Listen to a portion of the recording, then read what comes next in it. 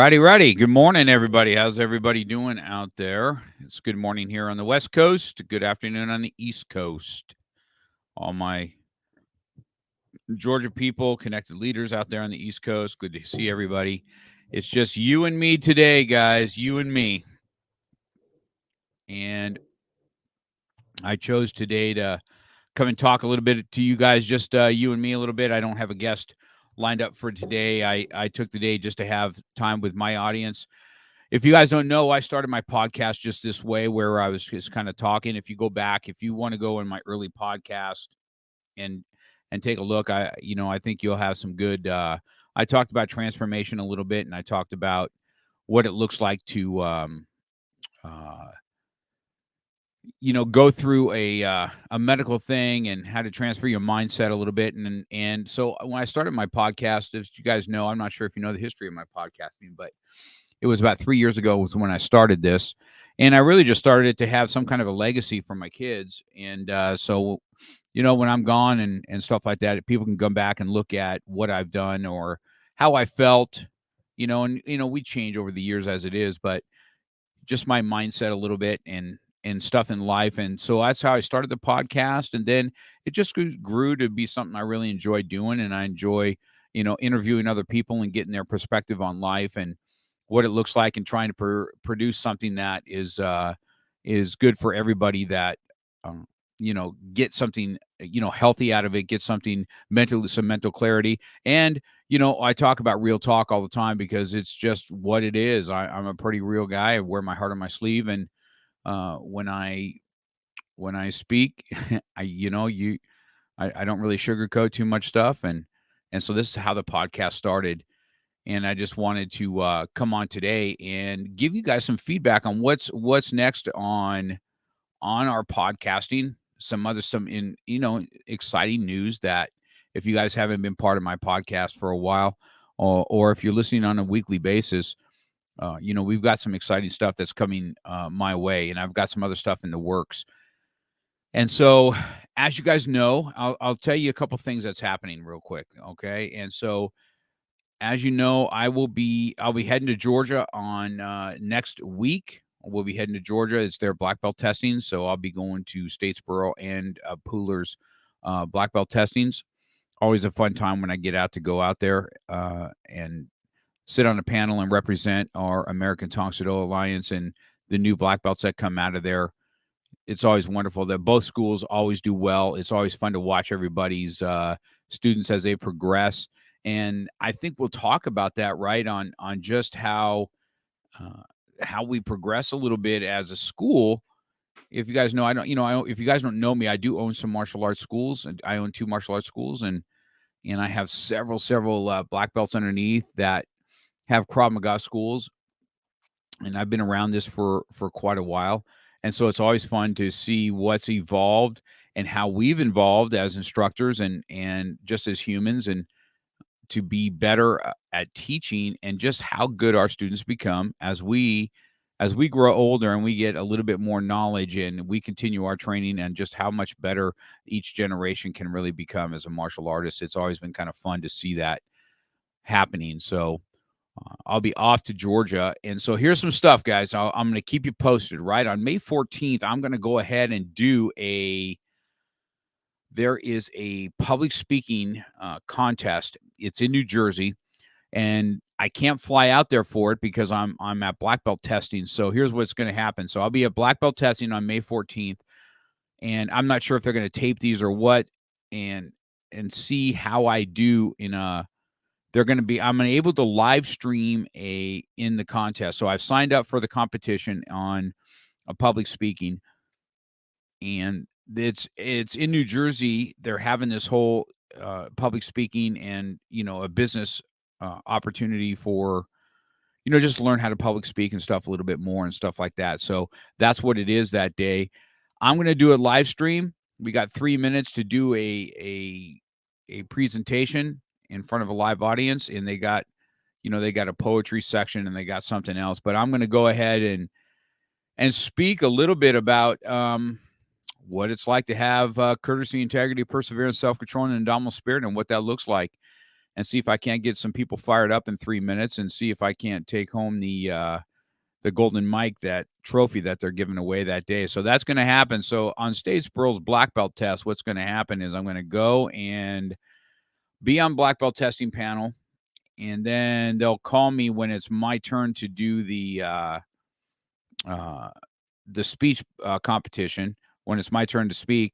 And so I'll be popping off the mat real quick, and I'll have my phone and all that stuff set up, and I'll be ready to do my speech via online, and let's see if I can't get everybody kind of motivated and fired up from afar.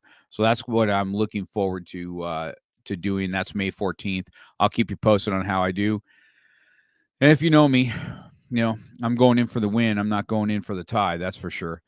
And so we'll see what happens on that day, and we'll let you know.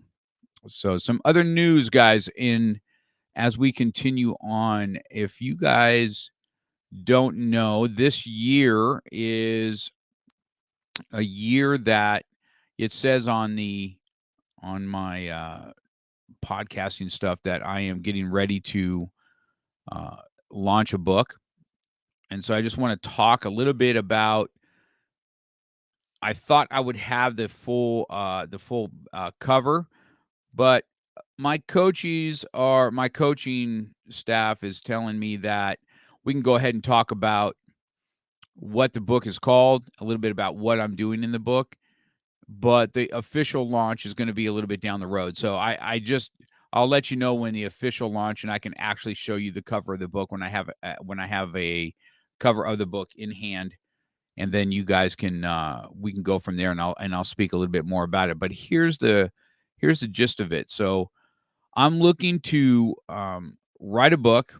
I've been wanting to do this for many years on writing a book, and I have so many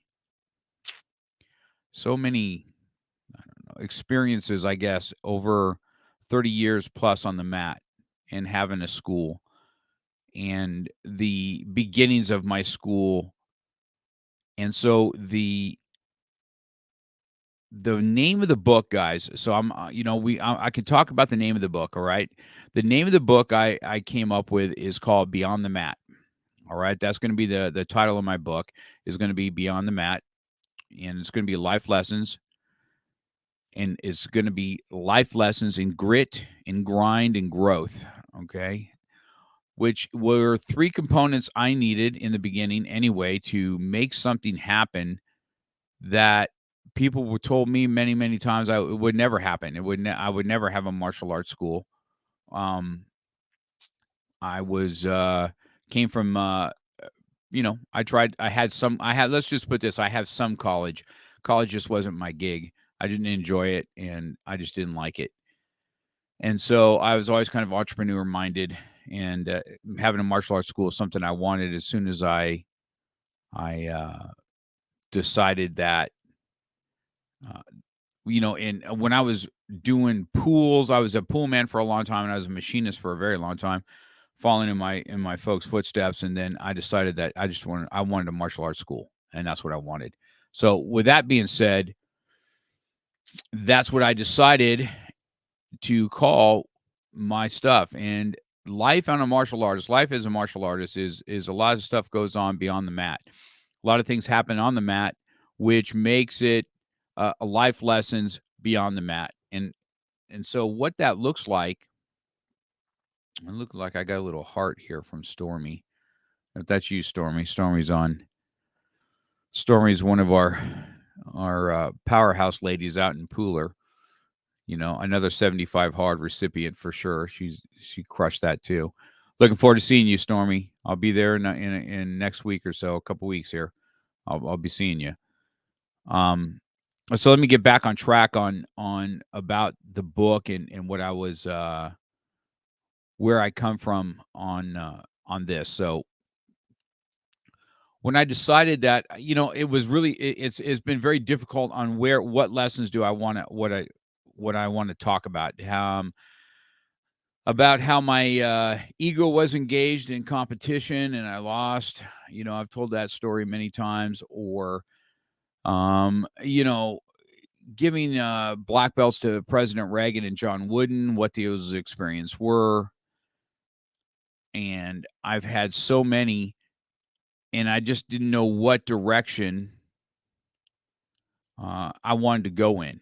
So I thought I'd give you a little bit of some blurbs about my thought process, and so you guys can get and a sense of what I'm going to be writing and what's going to be the book about. So here's the first thing. I'll talk about my beginnings and what this is, okay? Because one thing I can tell you is Chatsworth Karate would have never been built if I didn't have some kind of grit behind it on people telling me no and me wanting to make things happen. I was told no so many times because I just didn't I didn't have money, I didn't have experience, I didn't have much of anything.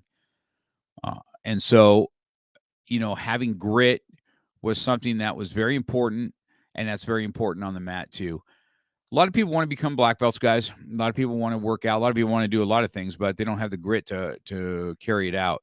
And then what happens is when you don't have grit, and then you have roadblocks and stuff like that, your character is definitely revealed, right? And when that happens, and I've seen this over and over again. Now I'm gonna, don't get upset with me now, parents. We're gonna preach a little bit, but I've done all this in the martial arts where I've put my sons through the martial arts.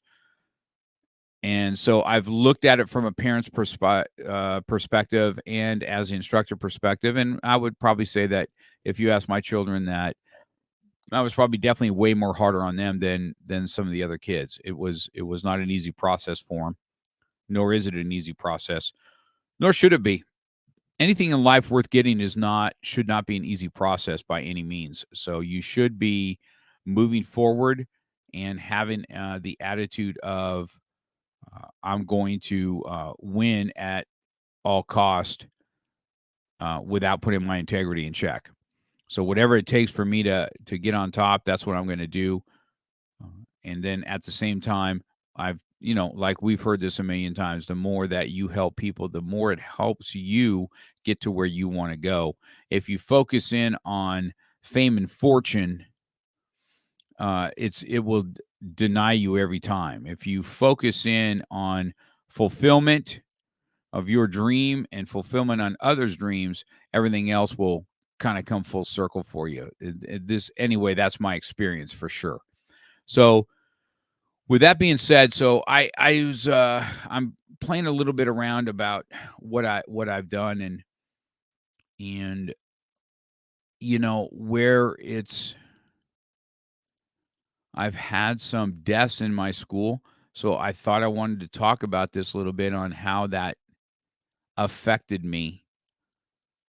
And so there's been many, unfortunately, it sucks, but that is what it is. There's been many.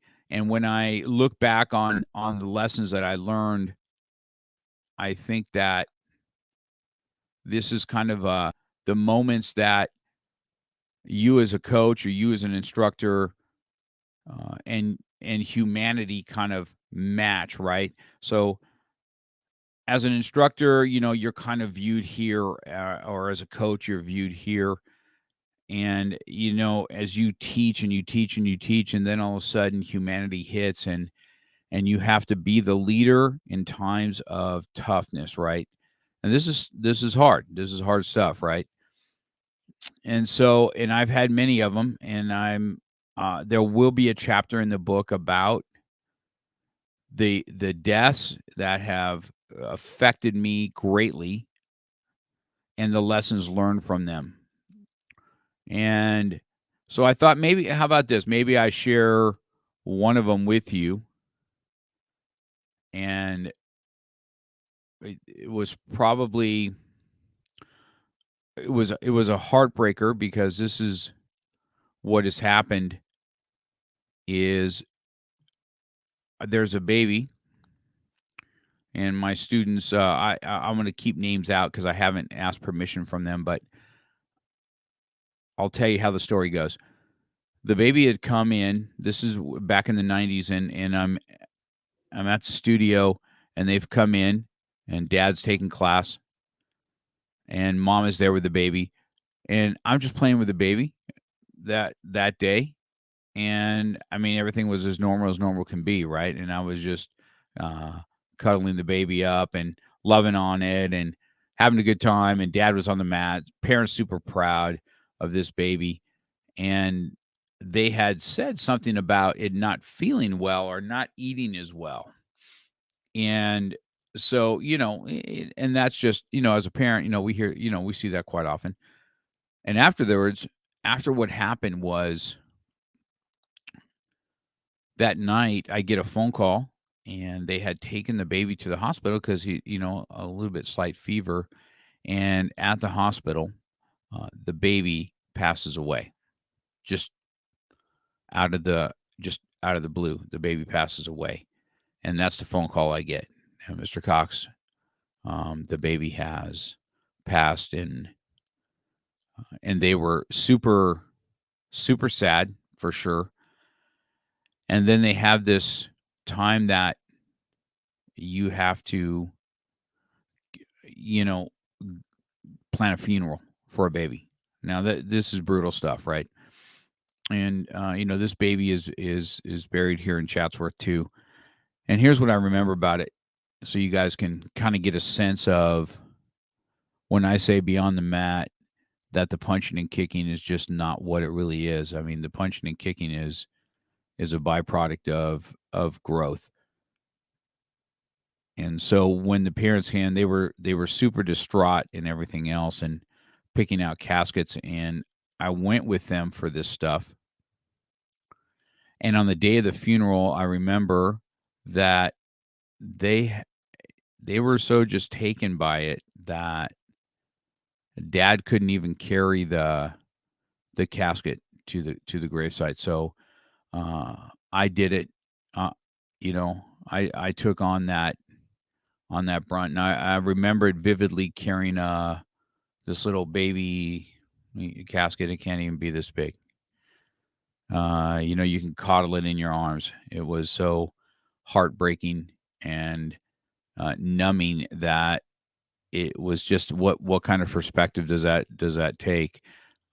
Does the punching and kicking matter at that point, or does the extension of love and support overtake you know the what's beyond the mat, right?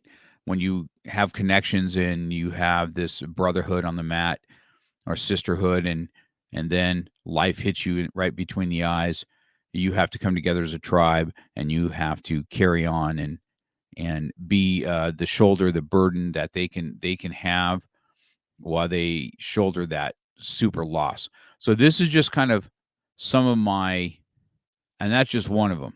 Okay, this is one that I personally remember because uh, my sister also had lost a baby, and so did Clay Pearson. As a matter of fact, the owner of Statesboro. And that's how we kind of met. Is through his death of his son that they had for 6 months. So it's kind of, this is the kind of stuff that I wanted to bring some realness to what it's like to be intertwined in somebody's life, and what that looks like.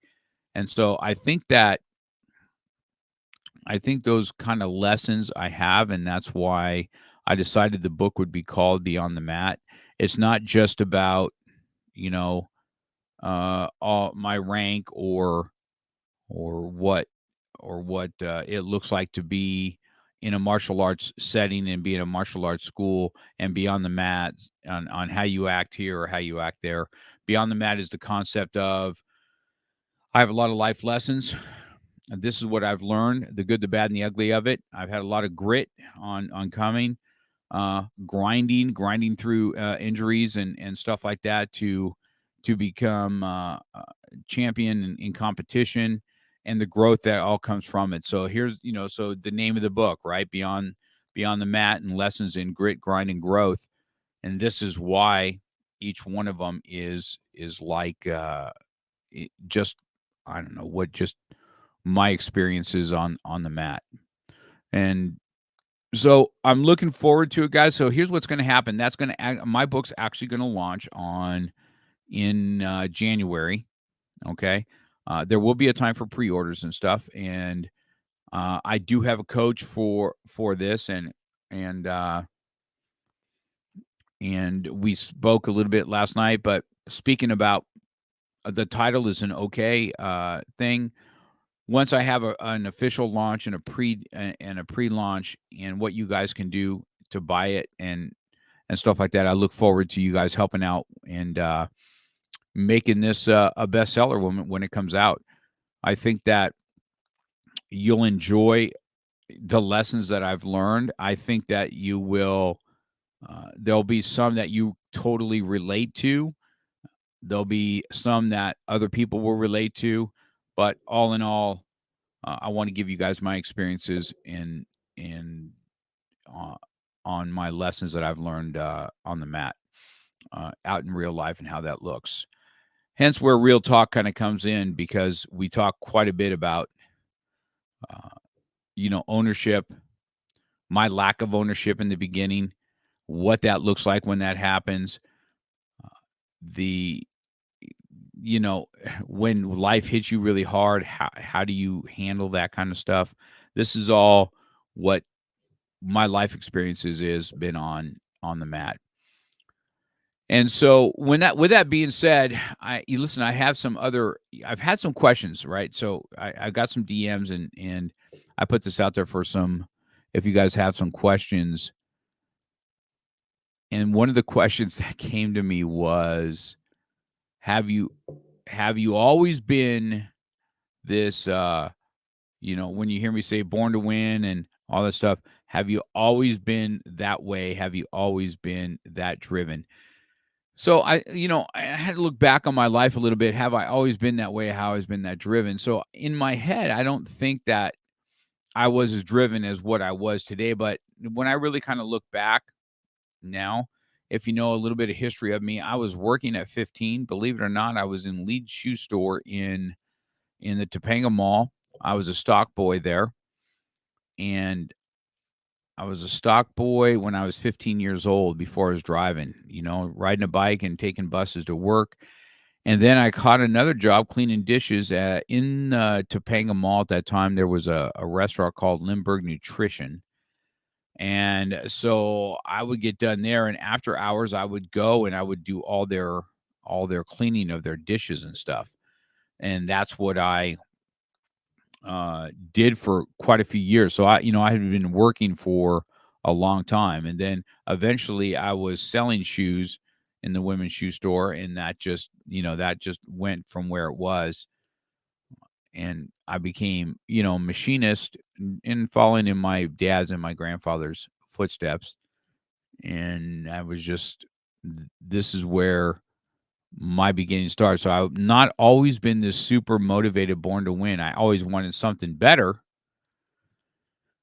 And I always kind of tried to push myself, and the black belt came around, and I really wanted that black belt, and I would make these t-shirts. That's why you see t-shirts all the time. But I had t-shirts that say "No time to slack, 6 months to black." And when it was 3, I'd cross out the 6 and put a 3. And then it was super important to me, and it's still important to me today. I mean, I have all my belts hanging on the wall, from my very first white belt all the way up to my black belts that I got, and they were, very memorable to me.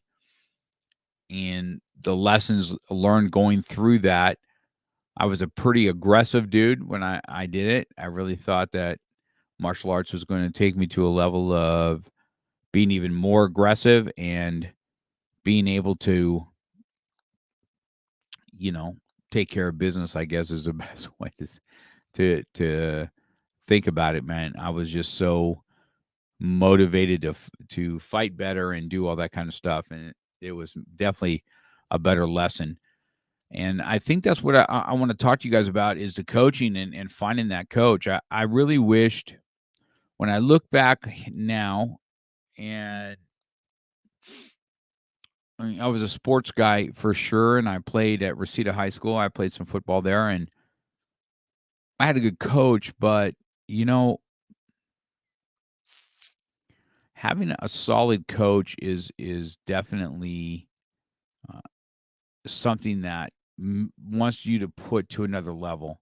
I think my best coach I had was his name was Mr. Weasel Hahn in he's a firefighter now, but he was in my junior high time. I was at St. Paul's in Lutheran in North Hollywood. That was my school. Mr. Weasel Hahn was our coach, and I had a good relationship with him. And he was always kind of pushing me. But then I really never had that coach that wanted to take me under the wing and really kind of push me. And so, I look back on it.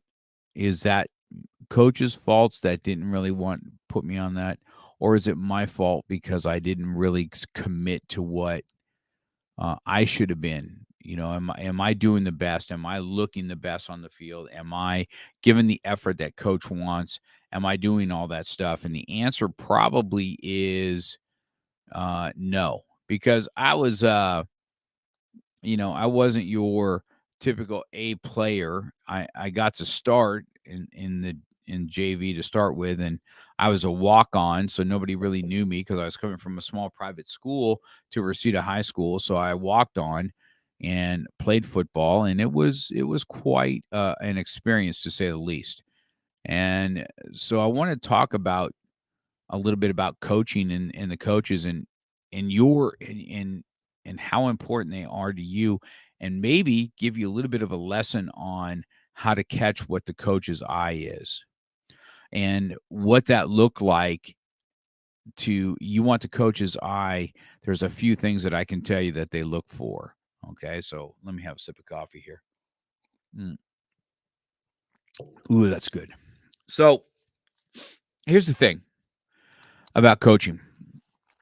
In the beginning, you feel that it's always easy to coach you think that it's always easy to coach the guy that has, or the girl that has, all the talent in the world, and anything you show them they can do better than you ever did, probably, and everything like that. And you feel like that's easy to coach those that are this. But if they're not coachable, it's very hard. And if you are not coachable, it is very hard. All right. So you need to learn how to, I say this all the time. You want to get better in jiu-jitsu or your Krav Maga or whatever you're doing here, Tong Soo. Here's what you do. You shut up and show up. That's it. All right. And listen to the coach, work hard, ask the questions that you need to ask, and then continue on. This is about you. If you want to catch a coach's eye. So here's what I'm just going to tell you: that most senior martial arts instructors like myself that's been around for a long, long time, we kind of pick and choose who we want to kind of work with. And not that we don't want to work with everybody else, but you find that as you get, if I'm going to give the knowledge that I have over the amount of years of experience that I have, I really want to give it to the one that appreciates it. Number one, appreciates the knowledge and appreciates the time that we are trying to transfer the knowledge over to them. That's number one. A couple things a coach ain't going to do. I'm not going to run out after you, okay? I'm not going to run and say, hey, you want me to look at your stuff today? Hey, do you want me to do this for you today? I'm not going to do that. If you come to me and you ask me, hey, do you have a few minutes? There'll be sometimes I'll say, I don't right now. And sometimes that's done on purpose. Sometimes I really don't have the time right that second to do it. But other times I'm like, it's a test. And I see if you're going to come back and ask me again, or are you going to just throw in the towel and have no grit to follow through to see if coach wants to spend some time with you. So that's the first thing. This is just some lessons I can give you on how to catch a coach's eye. When you're in class, you give 100% and then you give above. So let me give you an example. So if this helps you guys out, for if you're trying to catch the coach's eye, That means, let's say we're doing a cauldron or something like that, and we're doing one's holding a uh, tombstone pad. You guys are fighting, boom, boom, boom, and there's supposed to be, uh, a burpee in between, and you get back up. Well, I'm watching the bag holder. I'm watching. Does this bag holder have the wherefore to get down instead of just count for him when he's doing a burpee? Is the coach is his partner getting down doing the burpee with him? Is he totally engaged? Is he pushing that person to the next level, helping them get there? Even if they're better or not better than them, is he's like, "Oh, I'm doing this with you. I'm doing this with you. Let's go. Count 4 punches. 1, 2, 3, 4. Let's go. Let's get down. Let's get back up. Come on." And instead of just being down there watching him get down and watching him get back up and hit the pads, that is not what a coach is looking for. We're looking for the leader on the mat. We're looking for the one that wants to say, okay, we're in this together. We're in it to win it. So whatever it is we have to do, that's what we're going to do. And away they go. So this is uh, one of the aspects of catching a coach's eye. The next is a work ethic. Do you come in and do you put a little extra time in every time I see you? Because coaches watch. Just don't underestimate what a coach does. Okay, a coach and a teacher, they watch and they see. All right, who's putting the extra time in? Are you phoning it in? Are you putting the extra time in, or what? And so those that come in early, work out on stuff. Maybe they have count offs. Maybe they have other stuff that they need to work on. Maybe their sidekick isn't as good as it needs to be, and they need to practice doing that. Well, that's what they do, right? And you watch, and you see them, be into that quiet time where they have maybe a headphone on and they're doing their own thing. This is something else a coach looks for. Are you going above and beyond what you're supposed to do? Not only are you going above and beyond, are you going above and beyond to share it with somebody else? This is the second thing to kind of catch a coach's eye. All right. Here's the next thing. Once you catch a coach's eye, do you want to uh, do you want just a coach's attention, or do you want the coach's knowledge? There's two different things there. Sometimes everybody likes the attention, likes to be around the coach and likes to do all that kind of stuff. Other people are directed in. So here's the next thing. If you're going to ask the coach, "Hey coach, you got some time for me?" You have a detailed plan. Don't just come to the lesson and say, if I go, "Okay, what is it you want to work on?" "Well, I don't know. What do you think?" Well, see, here's the thing. It's not what I think. It's not my lesson. It's your lesson. You're spending this time with the coach. Don't waste time not knowing what to ask for or what weaknesses in your game that you want to address and how to address that. So you come with a detailed plan, right? So here's the first thing, right? You show up and shut up and you train.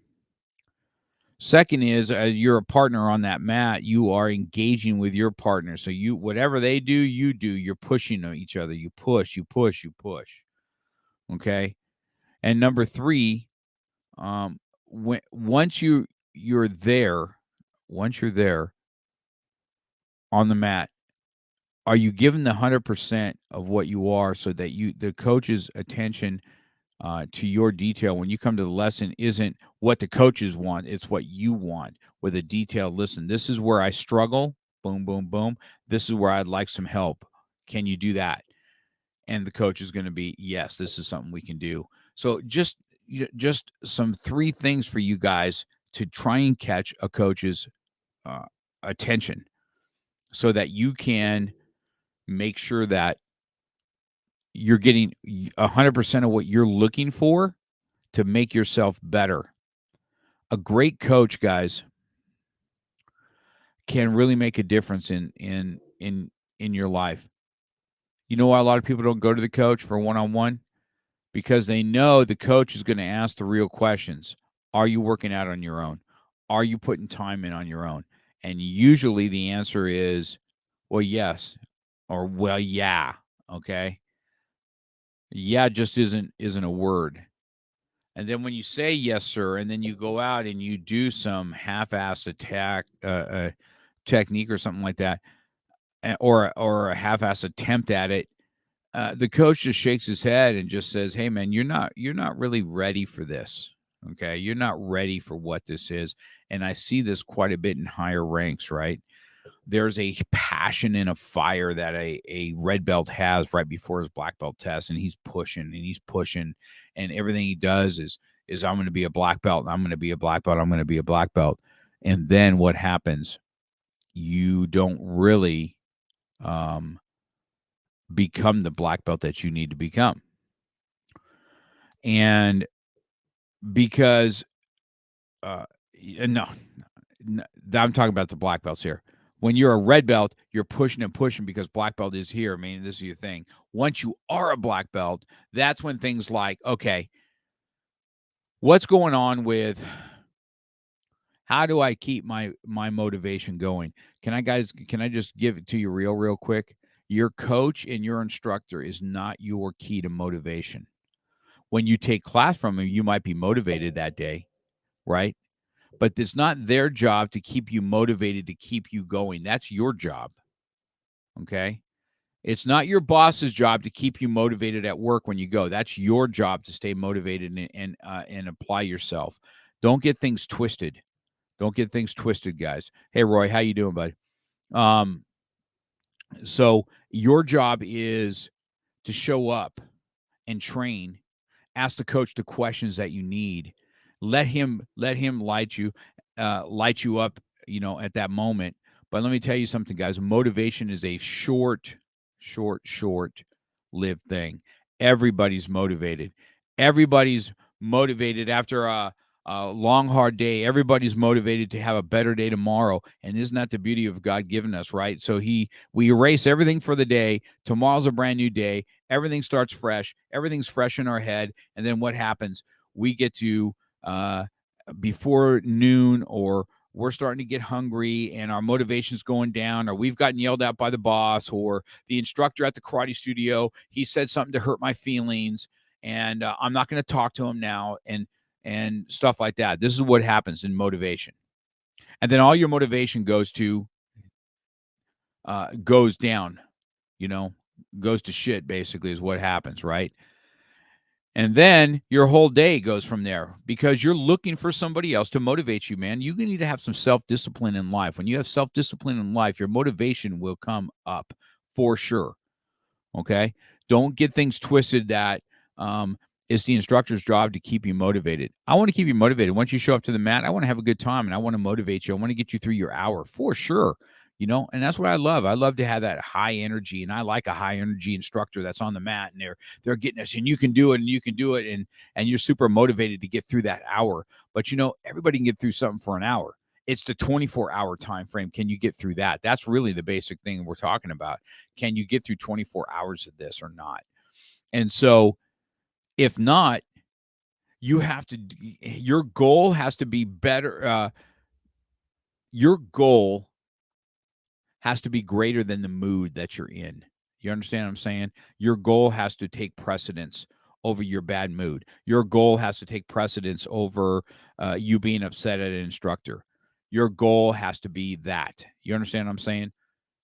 If you're not, you don't have the discipline to finish off anything anyway. Okay? Good discipline, self-discipline. You discipline yourself to get past the hard parts.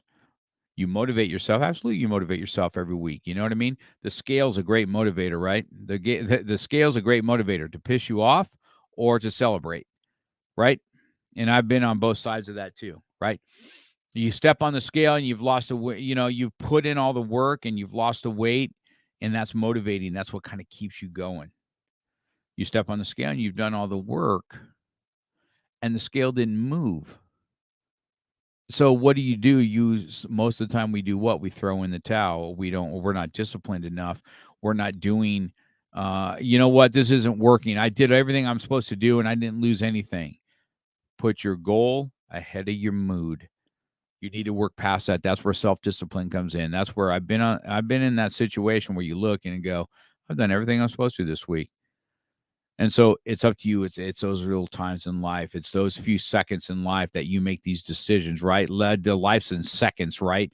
And your seconds are this, right? You got 5 seconds. You got to say, well, you know what? I don't really care now. I'm just going to go do what I'm going to do. And I've done everything I can. I'm just going to let it go. Or the other voice is, well, you know what? My win for the week is I stayed on par, and maybe I didn't get it this week. Let's see what happens when I stay on par this week. If it doesn't happen, then I have to reevaluate and say, okay, what needs to change in order for me to get where I need to be? Not that I'm just going to be pissed off at the world because it didn't happen. Okay. So these are some stuff, guys, that I'm hoping you get some life lessons out of it. And I'm not speaking out of thing. This is something totally in my wheelhouse. What I've done, me personally, okay, having these same conversations with myself, wanting to get better in life and being super motivated, and then life hits you in the face, and then you lose your motivation, and you don't have enough self-discipline to get past the ups and the downs of the valley of the day, and then everything comes crashing down. All right, everything, and you know what? Everything's meant to come crashing down on you. All right. I say it all the time. We're motivated to go to church, and then Satan's motivated not to let us get there. And so what happens? And we're going to fight with the kids. We're going to fight with the wife. We're going to fight with this. We're going to do this. And by the time we get there, we're trying to get into the church parking lot, and we want to flip somebody off, but we can't because we're in the church parking lot. And then we have to put on our face, our little Christian face, and go sit down there. And 5 minutes later, where's the donuts? Where's the coffee? And then, you missed the whole message anyway because the whole day is messed up because your mindset sucks. Does that happen to you? Does it sound like it's happened to me? For sure. 100% it has happened. So these are the things, guys. You looking to get a coach's eye, it will come. It will come. The when you are excited, the coach is excited. And we got to signing off to get instructors meeting. Oh, you know what, Stormy? You got to tell Carson that instructor meetings have to be after podcast. That's what you need to tell Carson. But it's good to have you on here. Appreciate it, Stormy. And so anyway, we got this is just what I want to and these are the lessons that I think I've learned listen, man, I I did not hit it out of the park in the beginning, for sure. I was not a model student by any means of it. Now, I was a pit bull, and I would put my head down and go to work. And as things go up the rank, I wanted to be the best on the mat, and I wanted to be aggressive and do all the things. But man, mentally, I was a mess, man. I was a mental mess, and I didn't want to be.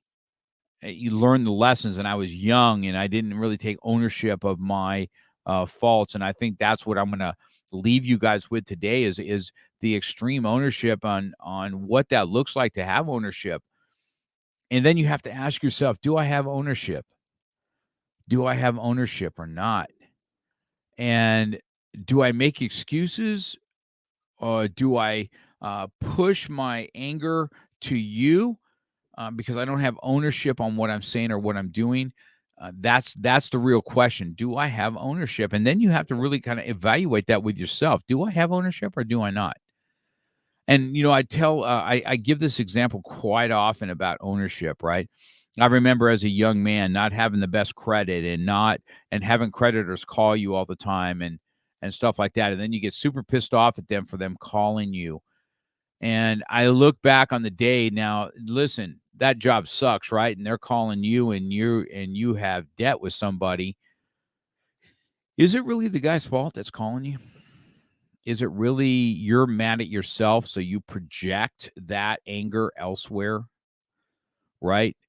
Or let's say from a coach's perspective and a parent's perspective, are you really mad at the coach? Are you mad at how your child is reacting on the mat? So you're going to project that to the coach because of your kid's misbehavior. It's the coach's fault, or the coach isn't seeing my kid, or the coach isn't, you know what I mean? You're not saying nice stuff to my son, stuff like that. as opposed to what's the ownership?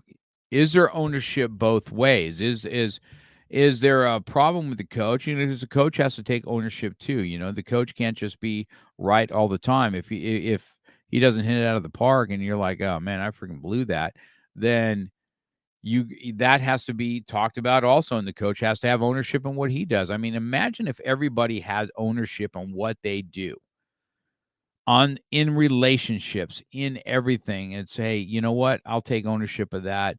I shouldn't have came across that way.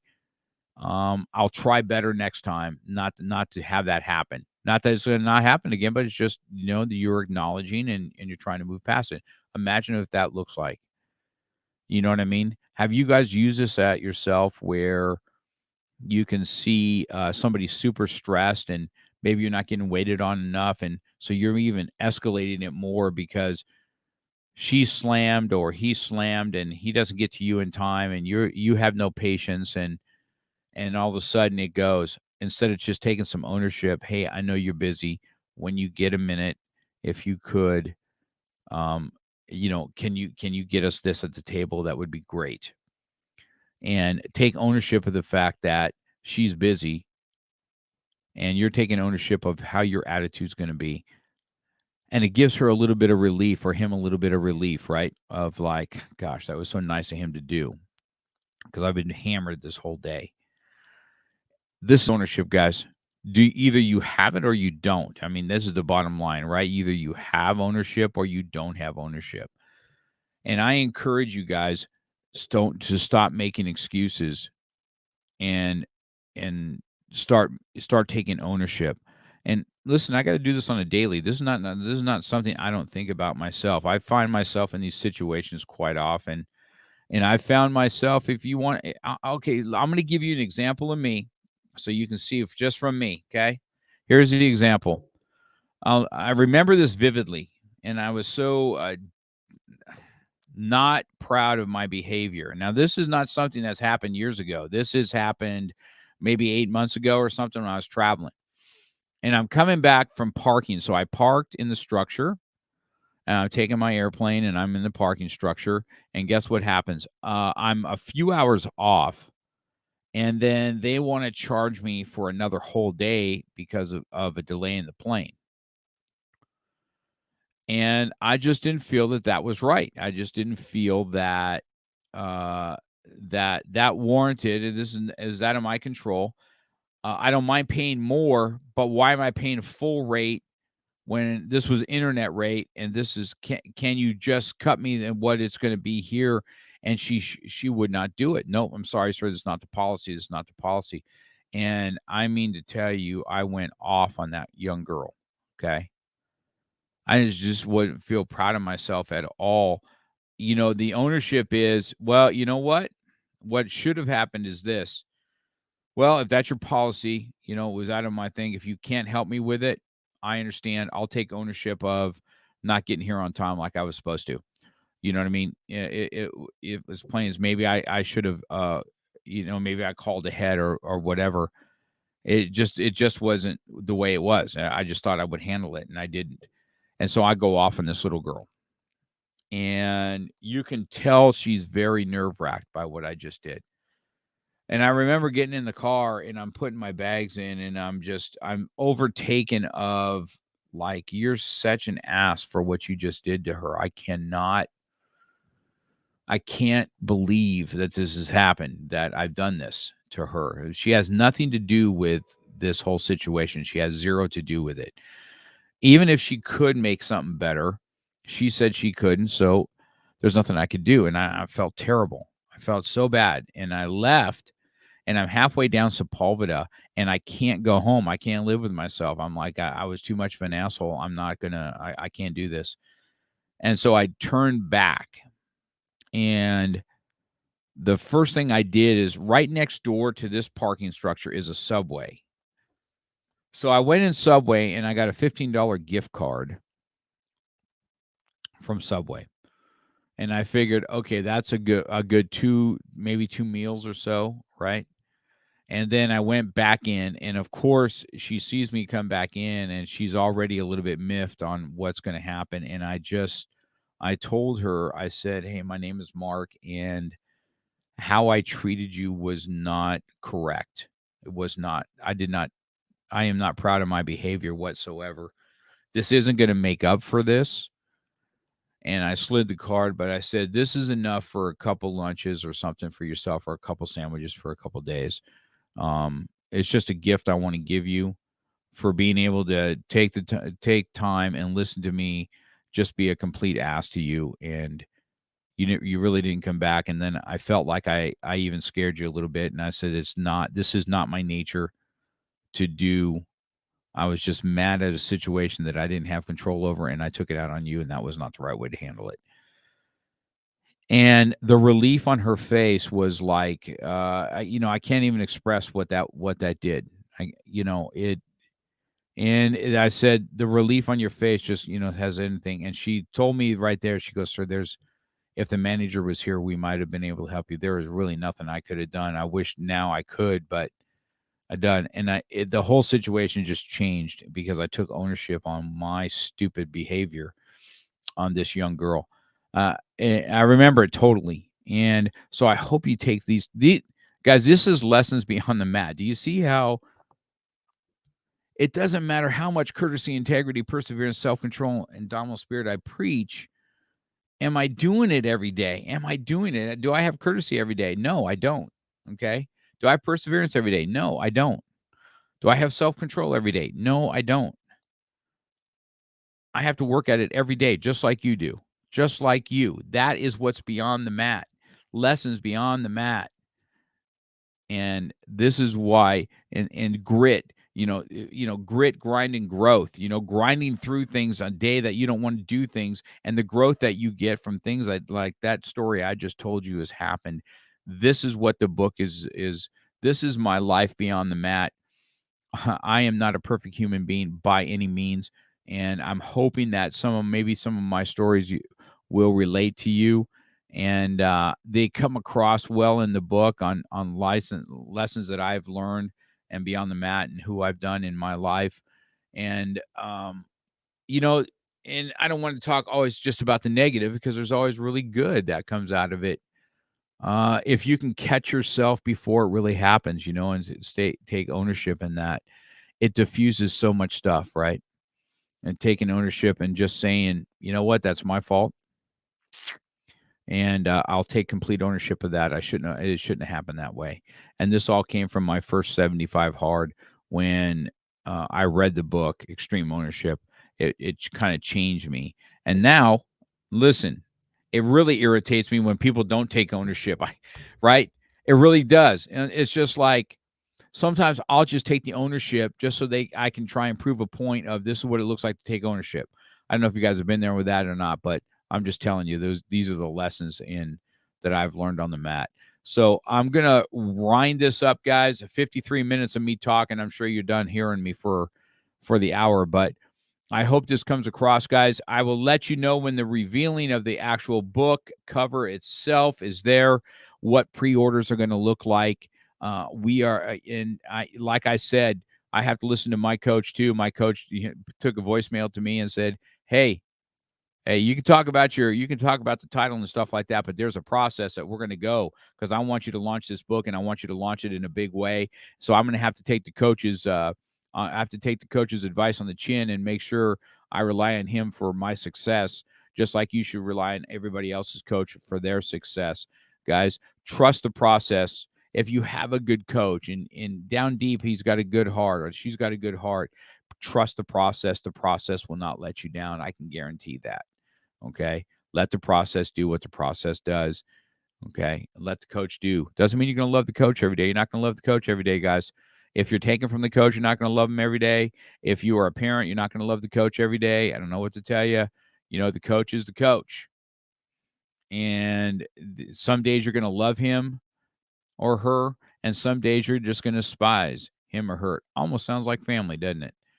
So with that being said, guys, I want you to have a fantastic week.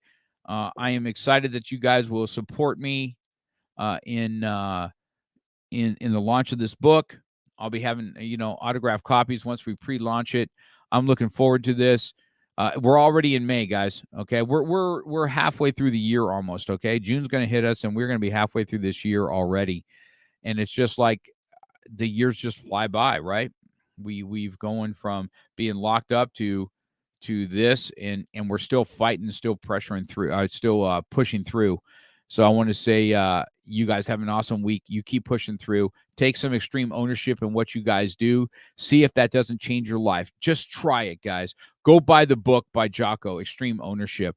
Now, if you want me, I would tell you to listen to the book. The audio portion of that book is fantastic because Leif and Jocko are the one. So you're hearing these stories of their leadership and their extreme ownership and what it looks like to have extreme ownership and live with extreme ownership. I believe that can change your life if you guys look at it. Tell me how you do with it. I love you guys. Have an awesome week, and I will be out. Out.